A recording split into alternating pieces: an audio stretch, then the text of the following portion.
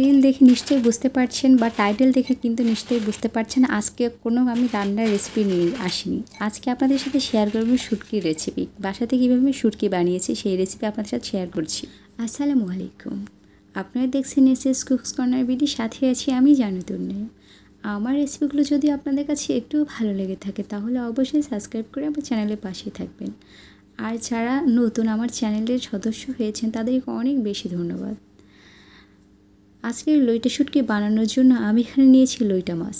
এখানে আমি 1.5 কেজির মতো লইটা মাছ নিয়েছি।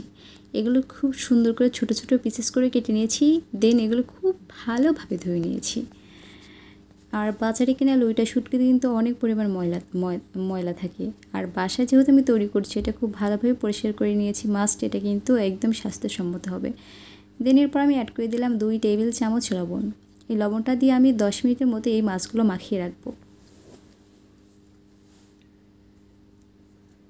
10 মিনিট পরে আমি এখানে নিয়েছি সুই আর সুতো। আমি সুতোটা একটু মোটা করে কিন্তু গেঁথে নিয়েছি সুইয়ের সাথে। আপনারা 3 থেকে 4 তার করে এই সুতোটা গেঁথে নেবেন। চাইলে আরও মোটা সুইও ব্যবহার করতে পারবেন, বাট আমার কাছে এই মাত্র একটা সুইও অবশিষ্ট ছিল।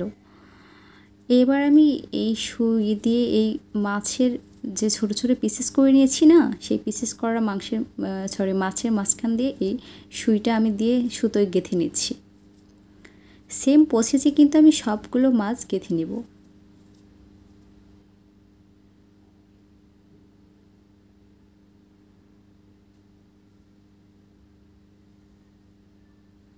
আপনাদেরকে একটু দেখিয়ে দিই আসলে কেমন করে আমি এটা গেঁথে নিয়েছি। এই যে দেখে বুঝতেই পারছেন এটা কেমন করে গেঁথে নিয়েছি।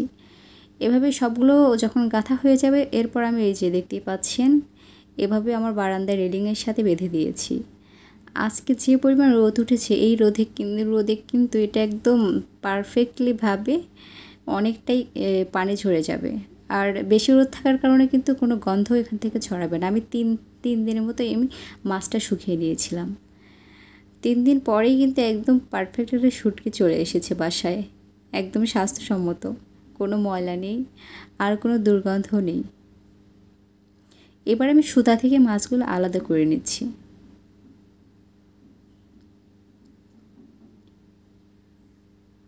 সুতা থেকে মাছগুলো আলাদা করার জন্য একটা নাইফ দিয়ে অর্থাৎ বা কেচি দিয়ে আপনারা এই সুতাগুলো কেটে তারপর হাত দিয়ে টান দিলেই কিন্তু শুটকিগুলো বের হয়ে আসবে। এই যে এভাবে বের হয়ে আসবে। এটা কালারটা কতটা সুন্দর হয়েছে দেখে নিশ্চয়ই বুঝতে পারছেন, আর কতটা পরিষ্কার। একটা এয়ারটাইট বক্সে করে বা একটা পলিতে ভরে কিন্তু এই শুটকিগুলো আপনারা 1 বছরের মতো সংরক্ষণ করতে পারবেন। মাঝে মাঝে রোদে দিয়ে দেওয়ার প্রয়োজন হতে পারে। যখন অনেক বেশি রোদ বের হবে তখন আপনারা চাইলে এটা বারান্দায় দিয়ে রাখতে পারবেন, তাহলে কিছুটা যে স্যাঁতসেঁতে ভাব সেটা কেটে যাবে। আপনারা চাইলে বাসাতে কিন্তু এভাবে শুটকিটা বানিয়ে নিতে পারবেন। বিদায় নিচ্ছি আজকের মতো এ পর্যন্ত। সবাই অনেক বেশি ভালো থাকবেন, সুস্থ থাকবেন। আবারও দেখা হবে নতুন কোনো রেসিপি নিয়ে।